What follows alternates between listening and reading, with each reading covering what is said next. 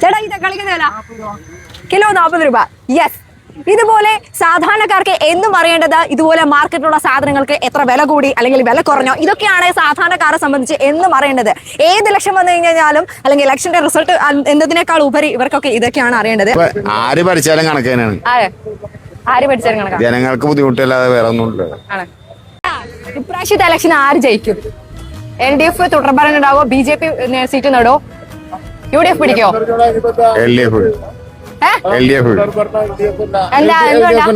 നല്ല ഭരണമാണ്, നല്ല മുഖ്യമന്ത്രിയാണ്, എല്ലാം കൊണ്ടും നല്ല ഭരണമാണ്. എല്ലാവർക്കും എല്ലാ മുഖ്യമന്ത്രിയെ ഭയങ്കര ഇഷ്ടമാണ്. അതുകൊണ്ട് പിണറായി വിജയൻ തന്നെ ഭരിക്കും ഈ മൂന്നാമതായിട്ടും.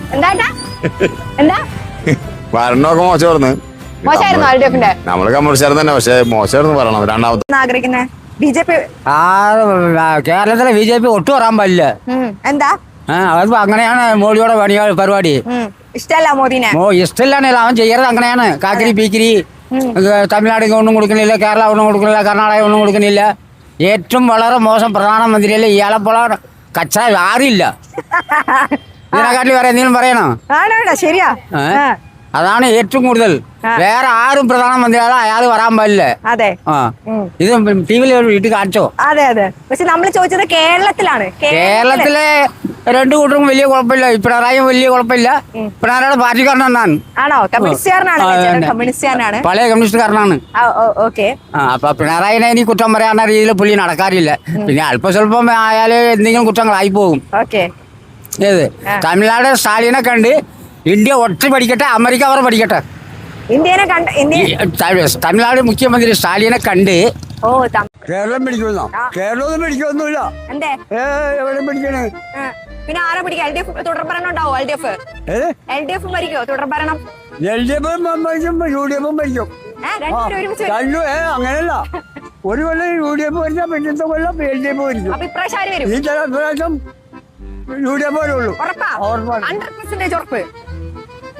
3 കൊല്ലം ഇപ്പൊ LDF വെച്ചിട്ടുണ്ട്. ഈ കൊല്ലം ഉറപ്പാണ് ഭരിക്കും UDF തന്നെ. ഈ പ്രാവശ്യം ഇല്ല, UDF ആണ്. ഉറപ്പാണ്, ഒരു സംശയമില്ല. മുഖ്യമന്ത്രിയുടെ കാര്യം നമുക്ക് പറയാൻ പറ്റില്ല, അത് പാർട്ടിയാണ് തീരുമാനിക്കുന്നത്. അല്ല, എന്റെ ആഗ്രഹം അത് VD സതീശൻ തന്നെ വരണമെന്നാണ് എന്റെ ആഗ്രഹം. തീർച്ചയായിട്ടും അദ്ദേഹം ആകാനാണ് സാധ്യത. LDF ഒരിക്കലും വരില്ല. കാരണം ഈ അഴിമതിയുടെ ഒരു എന്താ പറയാ, അത്രക്കും മോശപ്പെട്ട ഒരു ഭരണമാണ് ഇപ്പൊ കാഴ്ചവെക്കുന്നത്. ഒരു രക്ഷയില്ല. ആലുവയില് തീർച്ചയായിട്ടും ഇവിടെ UDF-ന്റെ ഉറപ്പ് 100% ഉറപ്പാണ്. അത് തീർച്ചയായിട്ടും അദ്ദേഹം തന്നെയാണ്. ഇന്നിപ്പോ ഏതായാലും ഒരു 100-നടുത്ത് സീറ്റെങ്കിലും UDF-ന് കിട്ടും, ഒരു സംശയമില്ല കാര്യത്തിൽ.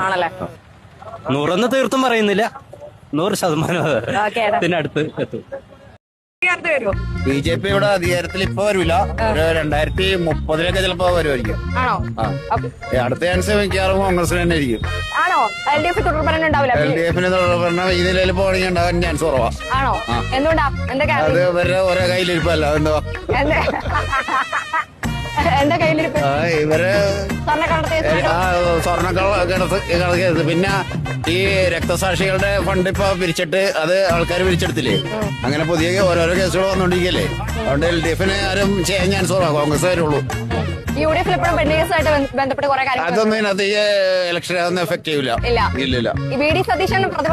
ഇല്ലില്ല, രമേശ് ചെന്നിത്തല ക്യാൻസർ. അതെ അതെ. ഞാൻ ഒരു പാർട്ടിയിലില്ല. LDF തുടർഭരണം ഉണ്ടാക്കോ? നിങ്ങൾ വോട്ട് ചെയ്യാറുണ്ടോ? ഉണ്ട്, മനസ്സിലാണോ? മനസ്സിലല്ല. എന്താണ് LDF തുടർഭരണം ഉണ്ടാവോ? അല്ല, നമ്മൾ ആര് ഭരിച്ചാലും നന്നായിട്ട് ഭരിക്കണം. ഇപ്പൊ എല്ലാരും ഭരിക്കുമ്പോഴും കൈയിട്ട് പല കാര്യങ്ങളൊക്കെ ഉള്ളത്. മര്യാദ ഭരിച്ചു കഴിഞ്ഞാൽ ആര് ഭരിച്ചാലും കുഴപ്പമില്ല. അങ്ങനെയൊന്നുമില്ല. ഇതിന്റെ പാർട്ടിക്ക് എന്നുള്ള കാര്യങ്ങളൊന്നുമില്ല. ഇല്ല, ആര് ഭരിച്ചു കഴിഞ്ഞാലും പെർഫെക്റ്റ് ആയിട്ട് ഭരിക്കണം. നീ വലിയ ലീഡറൊക്കെ ആവാൻ ചാൻസ് ഉണ്ടോ ഫ്യൂച്ചറിൽ?